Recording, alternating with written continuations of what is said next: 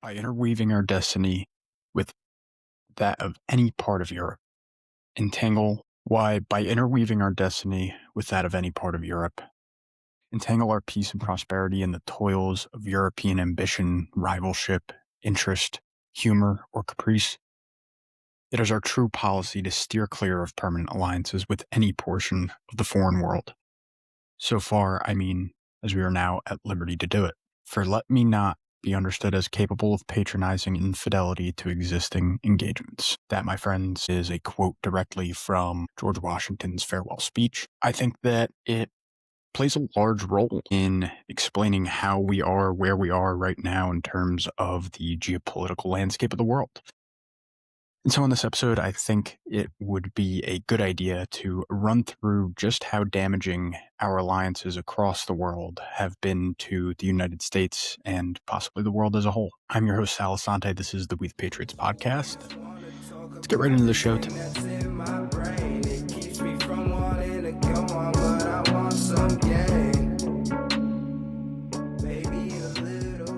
So I'm back in the studio finally. I apologize for the weird looks over the past couple weeks in my laziness. So we're right back in, and we're going to get started on explaining some pretty bad alliances over time. First and foremost, I think that it would be not a complete list if we did not discuss the incident in 1967 known as the USS Liberty incident. If you don't know about this, I am not claiming to be an expert, so go and do further reading on your own. There's whole books that were written about this incident. But essentially what happened is that during the 6-Day War, in which the state of Israel was engaged with at least Egypt and maybe more, there was an American intelligence ship off the shore, and Israel decided to attack it. There is tons of debate, tons of arguing to be had on whether it was done on purpose, whether it was done by accident. The important part to know is that there was actually 2 attacks on the ship by Israel, one coming from the air and the other coming from torpedo boats. Now, we did not have, at this point, a solidified alliance, although the United States was the first world power to recognize the sovereignty of Israel after 1948, and soon after the 6-Day War, we became entrenched partners and allies at that time. So it's interesting to look back and see that the United States entangled themselves with this state given that incident happened. Moving on into the arming of the Afghan Mujahideen, this was during the Soviet invasion of Afghanistan. The U.S., using CIA Operation Cyclone, funneled tons of weapon system training into the Mujahideen fighters through Pakistan's ISI. And I will be talking about that a lot on the Substack episodes that I'm doing. So be on the lookout for those. But essentially what happened was this was during the Cold War time where the United States was doing anything and everything in their power to supply the opposing side to Russia, not really caring who it was. Now, the backfire in this situation comes from the fact that Osama bin Laden and a lot of future Al-Qaeda members and founders were actually a part of this group that was fighting against the Soviets, and it gave them, again, training, weapons, understanding of weapon systems that otherwise never would have occurred. Obviously, if you look forward to what happened in 2001 and the subsequent forever wars that we've been entangled in, I would call that a pretty severe blowback from an alliance. Now, moving on a little bit into the future, you have the post 9/11 alliance with Pakistan. Now, the alliance with Pakistan is a kind of double-edged sword. You have tons of intelligence coming in through Pakistan. You have basically a mediator between other nations in the Middle East. But you also get you get a country that helped to shelter a lot of Al-Qaeda members during the time of the war in Afghanistan, and the United States trying to find who committed the attacks on 9/11. This ended up backfiring in a way of us being stuck in the Middle East for 20 years straight throughout the Iraq and Afghanistan wars and spending money that we obviously didn't have. We had to continue to print. It really led to the decimation of our foundation as a country in terms of our economic structure. Now, the intervention in Libya in 2011 is another issue. It is entirely a failed operation, in my opinion, and in many others, very much like what happened very recently in Iran. United States, under a UN authorization, drove in a force, and very quickly this force against the regime turned into a regime change. And this is the example, a lot of us, if you are around my age, we were kids when this happened, but the leader of Syria, I apologize, the leader of Libya, Gaddafi, was overthrown and horrifically killed in the street. You can still find the videos today, which is extremely disturbing, and basically left Libya a completely failed state. They have been in utter turmoil for the past 15 years or so, and constant civil war fighting, and it's just never going to come back. That's not to say, of course, that Gaddafi was a great person, but when you are looking at it on the whole and the trajectory that Libya was on before his regime was overthrown, it's no crazy statement to say that Libya was on a much better path than they are right now. Also, the entire situation in Libya, of course, added to our expenditures and continued to lead into this forever war project that was started around 2001. Now, the long-term U.S.-Saudi Arabia partnership has many, going back decades, has many issues that are intertwined with it. Now, you can go all the way back to the 70s in the oil embargo.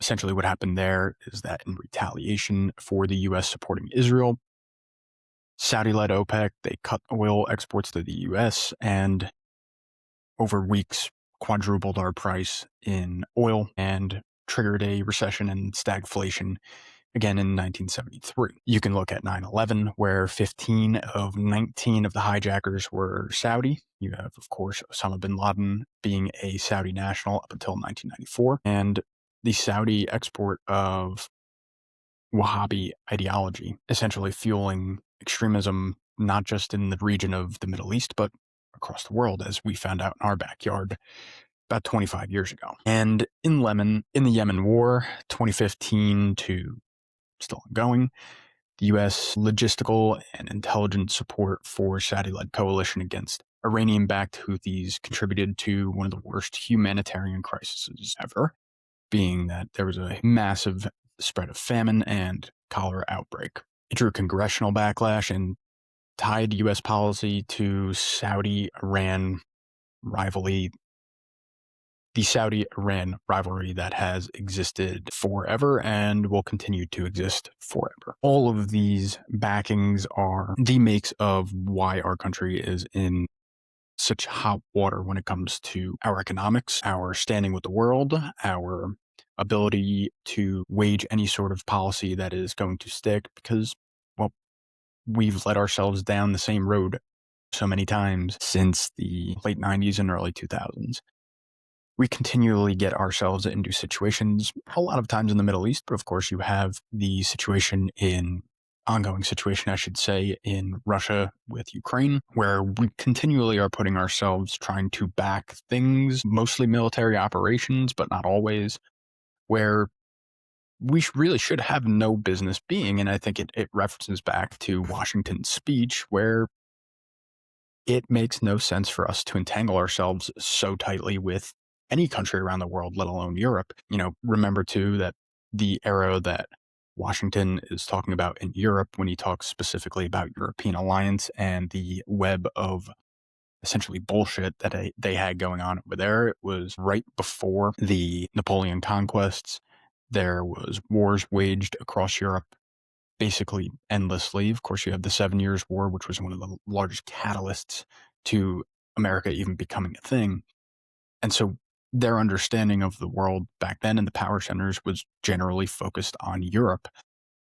And there was no business there. Nowadays, it's very different. You have the Chinese, who are extremely competent on the world stage. You have the Russians. You now have Iranians, who are really putting up a lot more of a fight than the United States thought when they thought they could just wield their power like it was nobody's business. And so we're getting into this position now where we really are delicate as a country. We don't have a lot of respect on the world stage. Anytime we come to an agreement, a lot of them are broken. We're not trusted. With Trump and his cabinet's willingness to throw around the American military over the past year or two, it's really putting some fear across the world that we have an unhinged leader who may snap at anything. Now, one of the biggest alliances that we have, and the most questionable, in my opinion, of course, is the alliance that we have with Israel, right? As I mentioned before, in the attack on the USS Liberty, we were not directly allied with them at that point. That being said, we had enough ties that they should not have been attacking our ship, especially with the USS Liberty having its incidents of showing every bit that we were an American ship. We were not hiding that fact. So it really makes you wonder why this relationship continued, but it did.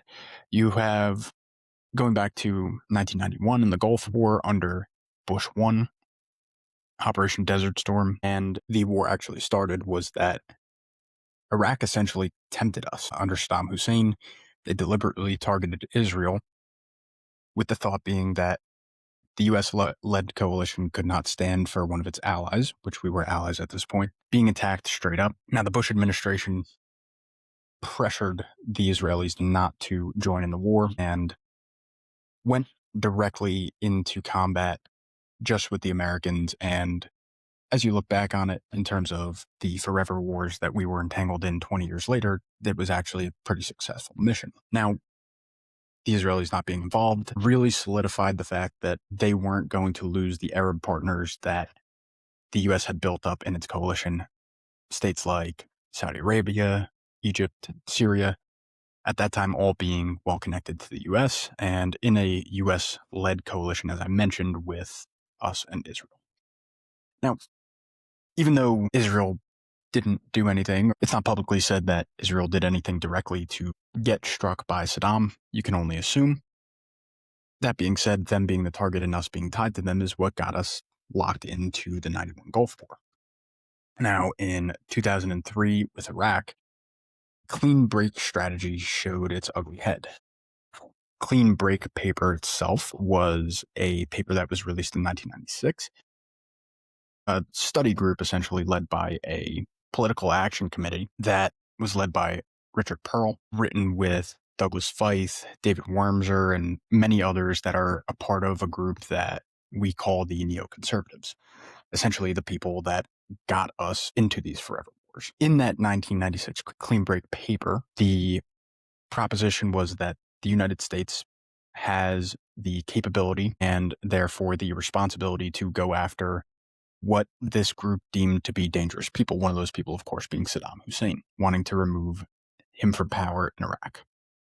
Also, in this clean break is a lengthy discussion on how the United States has an obligation to go after the Iranian regime and collapse Syria. And that's also kind of tied into the 7 countries in 7 years thinking that comes from Wesley Clark. Those states are Iraq, Syria, Lebanon, Libya, Somalia, Sudan, and finally Iran. This paper and this way of thinking, this political action committee heavily drove the thinking in terms of how to get back after 9/11. After the attacks happened, the push was very, very intense on the Bush administration and Bush himself to commit troops to Iraq. Now, that's where you get a lot of the publications that came out claiming the weapons of mass destruction that Iraq did not have.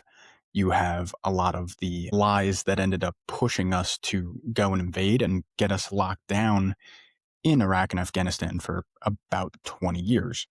Now, the subsequent entanglements that I kind of mentioned just a minute ago from Wesley Clark, they came very shortly after. Now, it wasn't 7 countries in 7 years. That was a little bit of a stretch. However, attacks in Syria, they were backed by anti-Assad rebels. Neocons, of course, were influencing the policy there as well. That happened in 2011, actually, under Obama. then Yemen, again under Obama, and the Iranian axis of resistance being attacked on all sides from the US has been going on for decades at this point. You can go back, of course, to the JCPOA that was agreed to under Obama, the fact that we took ourselves out of that under Trump in his first term, and now, of course, leading into the current day war with Iran, and really following through on that 7 countries list that Wesley Clark mentioned, I believe, for the first time in the 90s. So when you look back on just how much the state of Israel has pulled us into these wars and has contributed to us, spending the lives of our young men and women, spending money that we didn't have, printing money to make up for the money that we didn't have. And you look on the entirety of what we've done essentially for Israel, it's disturbing to look back on and, go and revisit that quote from George Washington and understanding that what he's talking about is exactly what's been happening to us over, I would say, the past 100 or so years. You can even make arguments that our alliance system really started after the First World War. Our help was needed in that First World War to put an end to the fighting. Arguments on both sides, whether Germany would have became victorious if the fighting continued and we were not in the war, but that's not the way that it went.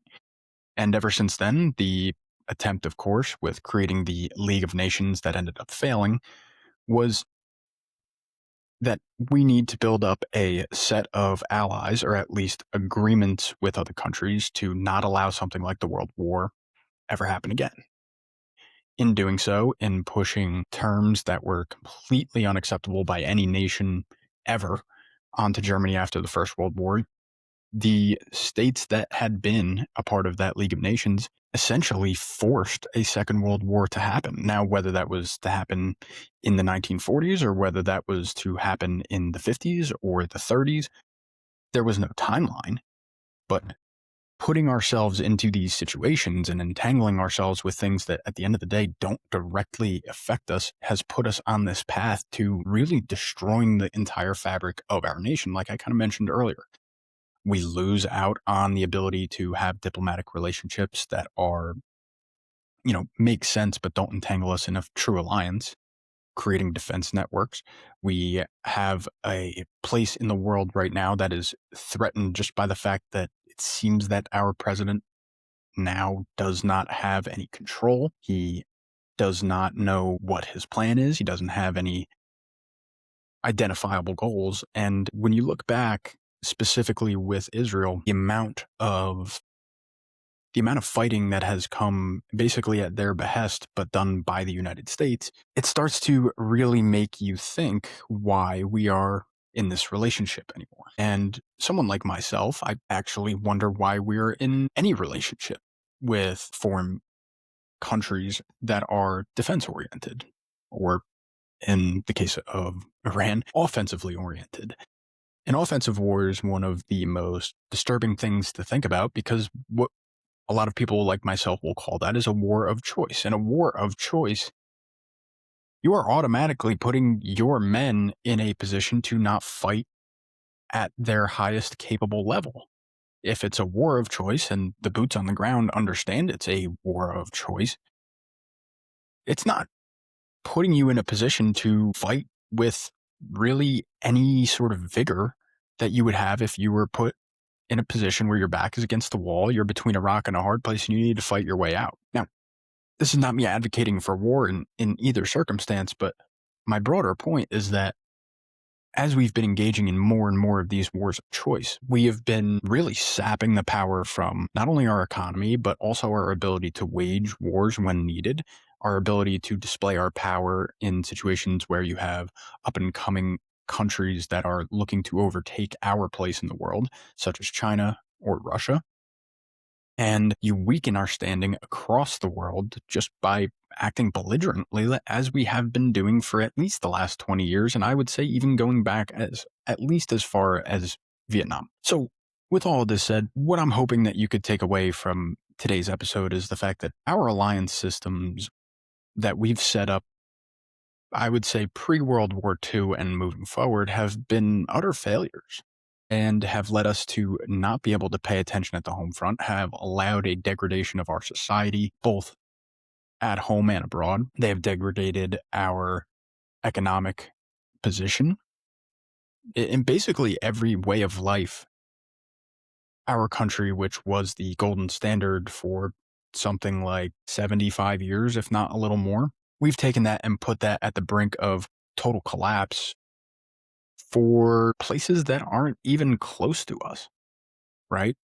Whether you want to talk about Venezuela, whether you want to talk about the Middle East as a whole, whether you want to talk about our meddling in Africa, whether you want to talk about our meddling in the eastern portion of Europe, or whether you want to talk about our alliances that have been set up across Oceania and in parts of Asia, all of these different pieces have many, many different complex systems that are keeping the house of cards up for now. And now with what's been going on under Trump, with what he's been perpetrating across the globe, we have really no resources to stop someone if they were to try to push on any other card that's in that house of cards.